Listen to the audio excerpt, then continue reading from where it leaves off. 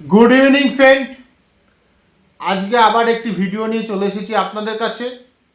আজকের ভিডিওর মূল বিষয়বস্তু হলো একটু অন্যরকম। আজকের বিষয় হচ্ছে একটি আবহাওয়া দপ্তরের খবর নিয়ে আপনাদের জন্য ভিডিও বানাচ্ছি।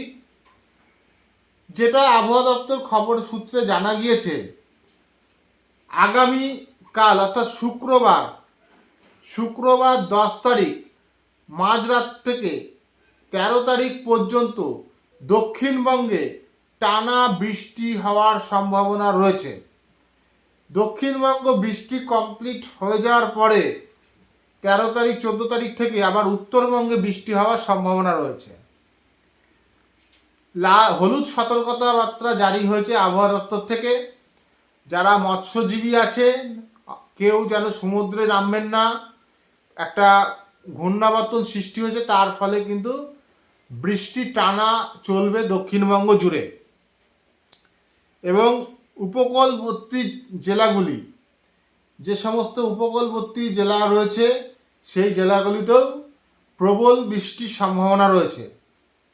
তো আগামী দিনে আপনারা বৃষ্টির জন্য সতর্ক থাকুন। এই ভিডিওর মাধ্যমে জানানোর বিষয় ছিল, মনে হলো ভিডিওর মাধ্যমে জানালাম।